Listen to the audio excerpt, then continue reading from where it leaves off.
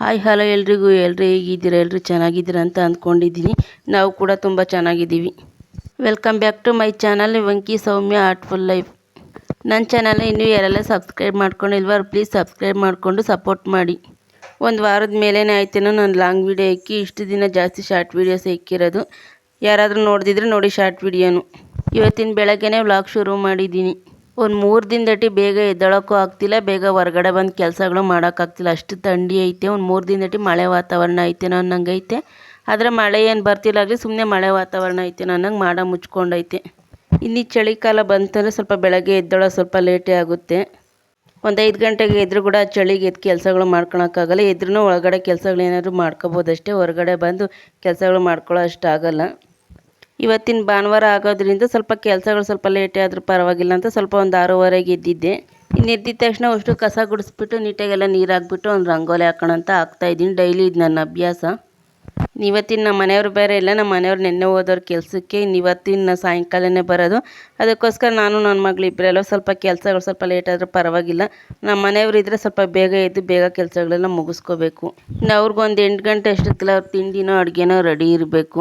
ಇವತ್ತಿನ ನಾನು ನನ್ನ ಮಗಳಿಬ್ಬರೆಲ್ಲ ಒಂದು 9 ಗಂಟೆ 10 ಗಂಟೆ ಆದ್ರೂ ನಾವು ಏನು ಅಷ್ಟು ಬೇಗ ಏನು ಊಟ ಮಾಡಲ್ಲ. ನಮ್ಮ ಮನೆಯವ್ರು ಇದ್ರೆ ಸ್ವಲ್ಪ ಅಡುಗೆ ಬೇಗ ಮಾಡೋದು. ನಮ್ಮದೇ ಆದ ಸ್ವಲ್ಪ ನಿಧಾನಕ್ಕೆಲ್ಲ ಕೆಲಸಗಳೆಲ್ಲ ಮುಗಿಸ್ಕೊಂಡು ನಿಧಾನಕ್ಕೆ ಅಡುಗೆ ತಿಂಡಿ ಏನಾದ್ರು ನೋಡ್ಕೊತೀನಿ. ಇನ್ನು ಹೊರಗಡೆ ಎಲ್ಲ ಕೆಲಸ ಎಲ್ಲ ಮುಗಿಸೋ ಅಷ್ಟರಲ್ಲಿ ನನ್ನ ಮಗಳೂ ಎದ್ದಿದ ತಕ್ಷಣ ಇನ್ನು ಹೊರಗಡೆ ಕೆಲಸಗಳೆಲ್ಲ ಮುಗಿಸೋಣ ಅಂತ ಇಲ್ಲಿ ಹಾಸ್ಕೊಂಡಿರೋ ಬೆಡ್ಶೀಟ್ ಇವೆಲ್ಲ ಮಡ್ಚಿಡೋಣ ಅಂತ ಮಡ್ಚಿಡ್ತಾ ಇದ್ದೀನಿ. ಇನ್ನು ಅವಳನ್ನು ಇವತ್ತು ಬೇಗ ಎಬ್ಬರಿಸಲಿಲ್ಲ ಬಿಡತ್ತಿ. ಇವತ್ತು ಭಾನುವಾರ ಸ್ವಲ್ಪ ಹೊತ್ತು ಮನೆ ಕಂಡ್ಲಿ ಅಂತ ಬಿಟ್ಟೆ. ನಂದಿನ ಹೊರಗಡೆ ಕೆಲಸ ಎಲ್ಲ ಆಗೋ ಅಷ್ಟರಲ್ಲೆಲ್ಲ ಎದ್ಲಲ್ಲ. ಇನ್ನು ಎದ್ದಿದ ತಕ್ಷಣ ಇವೆಲ್ಲ ಮಡ್ಚಾಕ್ಬಿಟ್ಟು ಮನೆಯೆಲ್ಲ ಕ್ಲೀನ್ ಮಾಡ್ಕೊಂಡು ಮತ್ತೆ ಕಾಫಿ ಗಿಡನ ಅಂತಂದು ಎಲ್ಲ ಎತ್ತಿಡ್ತಾ ಇದ್ದೀನಿ. ಬೆಳಗ್ಗೆಯಿಂದ ಒಂದು 10-11 ಗಂಟೆವರೆಗೂ ನನಗೆ ಮನೆ ಕೆಲಸನೇ ಇರುತ್ತೆ. ಇನ್ನು 11 ಗಂಟೆಯಿಂದ ಮನೆ ಕೆಲಸ ಎಲ್ಲ ಮುಗಿಸ್ಕೊಂಡು ನಾನು ಅವಾಗಿನ ಮುಖ ತೊಳ್ಕೊಂಡು ಊಟ ಮಾಡಿಬಿಟ್ಟು ಕೂತ್ಕೊಬಿಟ್ರೆ ಇನ್ನು ಸಾಯಂಕಾಲದವರೆಗೂ ಇನ್ನು ಬಿಡಿ ಕೆಲಸ ಇರುತ್ತೆ. ಡೈಲಿ ಯಾವುದೋ ಒಂದು ಕೆಲಸಗಳಿದ್ದೇ ಇರುತ್ತೆ. ನೋಡೋದಕ್ಕೆ ಮಾತ್ರ ಮನೇಲಿ ಯಾರೂ ಇಲ್ಲ, ಕೆಲಸಗಳು ಅಷ್ಟಿರಲ್ಲ, ಅಮ್ಮಂಗೆ ಇರುತ್ತೆ ನೋಡೋರಿಗೆ. ಆದರೆ ಕೆಲಸಗಳು ಮಾತ್ರ ಬೆಳಗ್ಗೆಯಿಂದ ಸಾಯಂಕಾಲದವರೆಗೂ ಮಾಡಿದ್ರೂ ಮನೆ ಕೆಲಸನೂ ಇರುತ್ತೆ. ಈ ಮನೆ ಕೆಲಸ ಜೊತೆ ಈ ಬಿಡಿ ಕೆಲಸನೂ ಇರುತ್ತಲ್ಲ, ಅದಕ್ಕಾಗಿ ಸ್ವಲ್ಪ ಕೆಲಸಗಳು ಜಾಸ್ತಿನೇ ಅನಿಸುತ್ತೆ. ಆದ್ರೂ ಪರವಾಗಿಲ್ಲ ಅಂತ ಮಾಡ್ಕೊತೀನಿ. ನಾನು ಒಂದು ಸ್ವಲ್ಪನೂ ಫ್ರೀಯಾಗಿ ಕೂತ್ಕೊಳ್ಳಲ್ಲ. ಸುಮ್ಮನೆ ಕೂತ್ಕೊಳ್ಳೋದ್ರಿಂದ ಏನೂ ಬರಲ್ಲ. ಯಾವುದೋ ಒಂದು ಕೆಲಸ ಮಾಡ್ಕೊಂಡ್ರೆ ಅಷ್ಟು ನಮಗೂ ಸ್ವಲ್ಪ ಹೆಲ್ಪ್ ಆಗುತ್ತಲ್ಲ. ಯಾಕೆಂದರೆ ನಾವೆಲ್ಲೂ ಹೊರಗಡೆ ಹೋಗಿ ಕೆಲಸ ಮಾಡಿ ದುಡ್ಕೊಬರೋ ಅಷ್ಟಿಲ್ಲ ನಮಗೆ. ಮನೇಲಿದ್ರೂ ಮನೇಲೇ ಯಾವುದೋ ಒಂದು ಮಾಡ್ಕೊಂಡ್ರೆ ಮೇಲಲ್ವ, ಸುಮ್ಮನೆ ಕೂತ್ಕೊಳ್ಳೋ ಬದಲು. ಇವಾಗಿನ ಕಾಲದಲ್ಲಿ ಮನೆ ಮಕ್ಕಳೆಲ್ಲ ದುಡಿದ್ರೂ ಸಾಲದ ಬರುತ್ತೆ, ಅಷ್ಟು ಖರ್ಚುಗಳು ಇರ್ತವೆ. 10 ರೂಪಾಯಿ ಬೇಕು ಅಂದರೆ ಯಾರೂ ಕರೆದು ಫ್ರೀಯಾಗಿ ಕೊಡಲ್ಲ. ಕಷ್ಟಪಟ್ಟು ಯಾವುದೋ ಒಂದು ಕೆಲಸ ಮಾಡಿ ದುಡ್ಕೊಂಡ್ರೇ ಫ್ರೀಯಾಗಿ ಕೂತ್ಕೊಳ್ಳೋದ್ರಿಂದ ಏನೂ ಬರಲ್ಲ. ಕಷ್ಟಪಟ್ಟು ದುಡ್ಕೊಂಡು ಒಂದು 10 ರೂಪಾಯಿ ಬಂದಿದ್ದೆಲ್ಲ ಮೇಲಲ್ವ. ನಾನು ಅಷ್ಟೇ ಯಾವಾಗೂ ಫ್ರೀಯಾಗಿ ಕೂತ್ಕೊಳ್ಳಲ್ಲ, ಯಾವುದೋ ಒಂದು ಕೆಲಸಗಳು ಇಟ್ಕೊಂಡಿರ್ತೀನಿ. ಮನೆ ಕೆಲಸ ಆಗಿದ ತಕ್ಷಣ ಬಿಡಿ ಕೆಲಸ. ಸುಮ್ಮನೆ ಟೈಮ್ ವೇಸ್ಟ್ ಮಾಡಿದಷ್ಟು, ಸುಮ್ಮನೆ ಕೂತ್ಕೊಂಡಷ್ಟು ಮೈಸಪ್ಪರ ಬರುತ್ತೆ ಅಷ್ಟು, ಅದರಿಂದ ಏನೂ ಬರಲ್ಲ. ನನಗೂ ಈ ಬಿಡಿ ಕೆಲಸಕ್ಕೆ ಕೂತ್ಕೊಂಡು ಬೆನ್ನೋವು ಜಾಸ್ತಿ. ಆದರೂ ಏನು ಮಾಡಬೇಕು, ನಮ್ಮ ಕಡೆ ಯಾವ ಕೆಲಸಗಳಿಲ್ಲ, ಫ್ಯಾಕ್ಟ್ರಿಗಳು ಈ ಥರ ಹೋಗೋದಕ್ಕೆ. ಇನ್ನು ನಾವಿನ್ನು ಹೊರಗಡೆ ಬಯಲಲ್ಲೆಲ್ಲ ಕೆಲಸ ಮಾಡೋಷ್ಟು ನಮಗೂ ಬರಲ್ಲ. ಎಷ್ಟೇ ಕಷ್ಟ ಆದರೂ ಪರವಾಗಿಲ್ಲ ಅಂತ ಇದೇ ಕೆಲಸನ ಮಾಡ್ಕೊಂಡು ಹೋಗ್ತಾಯಿದ್ದೀನಿ. ಅದ್ರ ಜೊತೆ ಯೂಟ್ಯೂಬನ್ನು ಸ್ಟಾರ್ಟ್ ಮಾಡೋಣ ಅಂತ ಸ್ಟಾರ್ಟ್ ಮಾಡಿದ್ದೀನಿ. ನೀವೆಲ್ಲ ಸಬ್ಸ್ಕ್ರೈಬ್ ಮಾಡಿಕೊಂಡು ಸಪೋರ್ಟ್ ಮಾಡಿ. ಇನ್ನಿಲ್ಲಿ ವೀಡಿಯೋದಲ್ಲಿ ಬಂದರೆ ಒಂದು 3 ದಿನದ ಮೇಲೇ ಆಗಿತ್ತೇನೋ ನಾನು ಮಿಷಿನಿಗೆ ಬಟ್ಟೆ ಹಾಕಿ. ಯಾಕೆಂದರೆ ಸ್ವಲ್ಪ ಮಾಡ ಮುಚ್ಕೊಂಡಂಗಿತ್ತು. ಇನ್ನು ಆ ಬಟ್ಟೆ ಹಾಕಿದ್ರು ಕೂಡ ಇನ್ನು ನಾವು ಆರಲ್ಲ ಅಂತ 3 ದಿನದಟ್ಟೆ ಬಟ್ಟೆ ಹಾಕಿರಲಿಲ್ಲ. ಇವತ್ತು ಸ್ವಲ್ಪ ಮಾಡ ಮುಚ್ಕೊಂಡು ಮಳೆ ಬರೋಂಗೆ ಇತ್ತು. ಆದ್ರೂ ಬಟ್ಟೆಗಳೆಲ್ಲ ಜಾಸ್ತಿ ಇದ್ವಲ್ಲ, ಇನ್ನು ಹಂಗೆ ಇದ್ರೆ ಇನ್ನು ಹಾಕ್ಕೊಳಕ್ಕಿರಲ್ಲ ಬಟ್ಟೆಗಳು ಅಂತ ಇಲ್ಲಿ ಮಿಷನ್ಗೆ ಹಾಕ್ತಾಯಿದ್ದೀನಿ. ಬಟ್ಟೆಗಳಂದರೆ ನಮ್ಮ ಮನೆಯವ್ರನ್ನವೇ ಜಾಸ್ತಿ ಬಟ್ಟೆಗಳು. ಸುಮಾರು ಅಂದರೆ ಒಂದು 3-4 ಟ್ರಿಪ್ ಹಾಕಿದ್ರು 5 ಬಟ್ಟೆಗಳು. ಇವತ್ತು 1-2 ಟ್ರಿಪ್ಪು, ನಾಳೆ 1-2 ಟ್ರಿಪ್ ಹಾಕೋಣ ಅಂತ ಅಂದ್ಕೊಂಡಿದ್ದೀನಿ. ಒಂದೇ ಸಲ ಜಾಸ್ತಿ ಬಟ್ಟೆಗಳು ಹಾಕಿದ್ರು ನಾವು ಮಿಷನ್ ಕೆಟ್ಟೋಗೋ ಇದಿರುತ್ತೆ. ಅದಕ್ಕೋಸ್ಕರ ಡೈಲಿ 1-2 ಟ್ರಿಪ್ ಹಾಕ್ಕೊಂಡ್ರೆ ಪರವಾಗಿಲ್ಲ. ಡೈಲಿ ಬಿಚ್ಚಾಕೋ ಬಟ್ಟೆಗಳೆಲ್ಲ ಅಷ್ಟೇನು ಮಾಸಿರಲ್ಲ, ಅದಕ್ಕೋಸ್ಕರ ಬೇಗನೆ ಕೊಳೆ ಹೋಗುತ್ತೆ. ಸ್ವಲ್ಪ ಜಾಸ್ತಿ ಮಾಸಿರೋವಾದರೆ ಮಿಷನ್ನಲ್ಲಿ ಎಲ್ಲೂ ಕೊಳೆ ಹೋಗಲ್ಲ. ಸ್ವಲ್ಪ ಹಂಗೆ ನೆನೆಸಿಟ್ಬಿಟ್ಟು ಸೊಪ್ಪಿನ ಪುಡಿಯಲ್ಲಿ ಒಗೆದಾಕಿದ್ರೇನೆ. ಇನ್ನು ಮಿಷನ್ಗೆಲ್ಲ ಬಟ್ಟೆ ಹಾಕಿದ್ದೆಲ್ಲ ಆಯಿತು. ಬೆಳಗ್ಗೆನೇ ಮಿಷನ್ಗೆ ಬಟ್ಟೆ ಹಾಕ್ಬಿಟ್ರೆ ಮನೆ ಕೆಲಸದ ಜೊತೆ ಅದನ್ನು ಆಗ್ತವೆ. ಅಡುಗೆ ತಿಂಡಿ ಎಲ್ಲ ಮುಗಿಯೋಷ್ಟರಲ್ಲಿ ಬಟ್ಟೆನೂ ಮುಗೀತವೆ. ಮತ್ತು ಆರಾಕ್ಬಿಟ್ಟು ಹಿಂದಿರೋ ಕೆಲಸಗಳು ನೋಡ್ಕೋಬೋದು. ಇನ್ನೆಲ್ಲ ಮುಗಿಸ್ಕೊಂಡು ಇನ್ನು ಕಾಫಿ ಕುಡಿಯೋಣ ಅಂತ ಕಾಫಿ ಮಾಡ್ಕೊಂಡು ಹೊರಗಡೆ ಬಂದೆ. ಇನ್ನು ನಾನು ನನ್ನ ಮಗಳು ಇಲ್ಲಿ ಕೂತ್ಕೊಂಡು ಮಾತಾಡ್ತಾ ಇಲ್ಲಿ ಕಾಫಿ ಕುಡಿತಾ ಇದ್ದಿದ್ದು. ಭಾನುವಾರಲ್ಲಿ ಇವತ್ತೇನೂ ಕೆಲಸ ಇಲ್ಲ ನಿನಗೆ, ಬೆಳಗ್ಗೆಯಿಂದ ಸಾಯಂಕಾಲದವರೆಗೂ ಮಖ ತೊಳೆಯಲ್ಲ, ಏನಿಲ್ಲ, ಆಟ ಆಡ್ಕೊಂಡು ಕೂತ್ಕೊಂಡಿರ್ತೇವೆ, ಓದ್ಕೊಳ್ಳಲ್ಲ ಏನಿಲ್ಲ ಅಂತ ಇಲ್ಲ ಅವಳಿಗೆ ಹೇಳ್ತಾ ಇದ್ದೀನಿ. ಅವಳು ನನಗೆ ಇವತ್ತು ಹೋಮ್ವರ್ಕ್ ಎಲ್ಲ ಜಾಸ್ತಿ ಕೊಟ್ಟಿದ್ದಾರೆ, ಇವತ್ತು ಜಾಸ್ತಿ ಆಟ ಆಡೋಂಗಿಲ್ಲ, ಎಲ್ಲ ಓದ್ಕೊಂಡು ಬರ್ಕೊಂಡು ಜಾಸ್ತಿ ಇದ್ದಾವೆ ಅಂತ ಹೇಳ್ತಾ ಇದ್ದಾಳೆ. ಪರವಾಗಿಲ್ಲ, ಚೆನ್ನಾಗಿ ಓದ್ಕೊತಾಳೆ. ತುಂಬ ಜನ ಇರೋದು ಒಬ್ಬ ಮಗಳನ್ನ ಕಾರ್ಮೆಂಟ್ಗೆ ಹಾಕ್ದಂಗೆ ಗೌರ್ಮೆಂಟ್ ಸ್ಕೂಲ್ಗೆ ಹಾಕಿದ್ದೀರಂದ್ರೆ, ಆದರೂ ಗೌರ್ಮೆಂಟ್ ಸ್ಕೂಲ್ ಆದರೂ ನನ್ನ ಮಗಳು ಚೆನ್ನಾಗಿ ಓದ್ತಾಳೆ. ಏನಾದರೂ ಹೇಳಿದ್ರೆ ಬೇಗ ಅರ್ಥ ಮಾಡ್ಕೊಂಡು ಬೇಗ ಕಲ್ತ್ಕೊತಾಳೆ, ಅಷ್ಟು ಟ್ಯಾಲೆಂಟ್ ಐತೆ ಅವಳಿಗೆ. ಮೇಯ್ನ್ ಏನು ಅಂದರೆ ಇದಿರಬೇಕು. ಓದೋ ಮಕ್ಕಳು ನಾವು ಎಲ್ಲ ಹಾಕಿದ್ರು ಕೂಡ ಓದ್ತಾರೆ.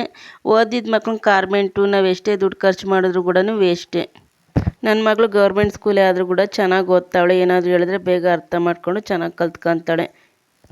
ಕಾರ್ಮೆಂಟು ಸ್ಕೂಲು ಅನ್ನೋದೆಲ್ಲ ಮೇಯ್ನ್ ಅವ್ರು ಓದೋದು ಮುಖ್ಯ. ಬೆಳಗ್ಗೆನೇ ಈ ಬಿಡಿ ಎಲೆ ನೆನೆಸೋದು ಮರ್ತೋಗಿದೆ, ಅದಕ್ಕೋಸ್ಕರ ಇವಾಗ ನೆನೆಸ್ತಾ ಇದ್ದೀನಿ. ಬೆಳಗ್ಗೆನೇ ನೆನೆಸ್ಬಿಟ್ಟು ಕೆಲಸಗಳೆಲ್ಲ ಮುಗಿಯೋ ಅಷ್ಟರಲ್ಲಿ ಎಲೆನೂ ನೆಂದ್ಕೊಂಡೈತೆ. ನಮ್ಮ ಕೆಲಸಗಳೆಲ್ಲ ಮುಗಿಸ್ಕೊಂಡು ಅಡುಗೆ ತಿಂಡಿ ಎಲ್ಲ ಮತ್ತು ಎಲೆ ಕಟ್ ಮಾಡೋಕೆ ಕುತ್ಕೋಬೋದು. ಅವಾಗೆ ಒಂದು 8 ಗಂಟೆ ಆಗಿದ್ರು ಕೂಡ ಇನ್ನು ಇವಾಗ ಬೆಳಕಾರ್ದೈತೇನೋ ಅನ್ನಂಗೈತೆ. ಸ್ವಲ್ಪ ಮಳೆ ಬರಂಗೈತೆ, ಮಾಡ ಮುಚ್ಕೊಂಡೈತೆ. ಇದನ್ನೆಲ್ಲ ಇನ್ನು ಕೆಲಸ ಮುಗಿಸಿದ್ದಾಯ್ತು. ಇನ್ನು ರಾತ್ರಿನೇ ಮನೆ ಕೆಲಸ ಎಲ್ಲ ಮುಗಿಸ್ಕೊಂಡಿದ್ದೆ. ಇದು ರಾತ್ರಿದು ವೀಡಿಯೋ. ಇದು ರಾತ್ರಿನೇ ಎಲ್ಲ ಪಾತ್ರೆ ಎಲ್ಲ ತೊಳೆದ್ಬಿಟ್ಟು ಅಡುಗೆ ರೂಮ್ ಎಲ್ಲ ಕ್ಲೀನ್ ಮಾಡ್ಕೊಂಡಿದ್ದೆ. ನನಗೆ ಸ್ವಲ್ಪ ಈ ಅಡುಗೆ ಮನೆ ಕೆಲಸ ಎಲ್ಲ ರಾತ್ರಿನೇ ಮುಗಿಸ್ಕೊಂಡ್ರೆ ಪರವಾಗಿಲ್ಲ, ಇಲ್ಲಾಂದರೆ ಬೆಳಗ್ಗೆ ಇನ್ನೂ ಕೆಲಸಗಳು ಜಾಸ್ತಿ ಇರ್ತವೆ. ರಾತ್ರಿ ಹೊತ್ತು ಪಾತ್ರೆಗಳೆಲ್ಲ ಹಂಗೆ ಇಟ್ಟರು ನನಗೆ ಮನಸ್ಸು ಒಪ್ಪಲ್ಲ ಬೆಳಗ್ಗೆ ತೊಳೆಯೋದಕ್ಕೆ. ರಾತ್ರಿ ಹೊತ್ತೆಲ್ಲ ಪಾತ್ರೆ ಎಲ್ಲ ತೊಳೆದ್ಬಿಟ್ಟು ಅಡುಗೆ ರೂಮ್ ಎಲ್ಲ ಕ್ಲೀನ್ ಮಾಡಿಕೊಂಡು ಸ್ಟವ್ ಎಲ್ಲ ಕ್ಲೀನ್ ಮಾಡಿಕೊಂಡು ಬೆಳಗ್ಗೆ ಎದ್ದಿದ ತಕ್ಷಣ ಸ್ವಲ್ಪ ಪ್ರಶಾಂತವಾಗಿರುತ್ತೆ. ಅಡುಗೆ ಮನೆಗೆ ಬಂದಿದ್ದ ತಕ್ಷಣ ಯಾವಾಗಾದರೂ ಒಂದೊಂದ್ಸಲ ಅಷ್ಟೇ ರಾತ್ರಿ ಸ್ವಲ್ಪ ಬೇಜಾರಾದಾಗೂ ಆ ಟೈಮ್ನಲ್ಲಿ ಮಾತ್ರ ಪಾತ್ರೆಗಳು ಹಂಗೆ ಇರ್ತವೆ, ಬೆಳಗ್ಗೆ ತೊಳಿತೀನಿ. ಇಲ್ಲಾಂದರೆ ಜಾಸ್ತಿ ಆಲ್ಮೋಸ್ಟ್ ಎಲ್ಲ ರಾತ್ರಿ ಹೊತ್ತೇ ನಾನು ಪಾತ್ರೆ ಎಲ್ಲ ತೊಳೆದ್ಬಿಟ್ಟು ಸ್ಟವ್ ಎಲ್ಲ ಕ್ಲೀನ್ ಮಾಡಿ ಇಟ್ಕೊಳೋದು. ಯಾಕಂದರೆ ಬೆಳಗ್ಗೆ ಎದ್ದ ತಕ್ಷಣ ಸ್ವಲ್ಪ ಕೆಲಸಗಳು ಸ್ವಲ್ಪ ಸುಲಭ ಆಗುತ್ತೆ.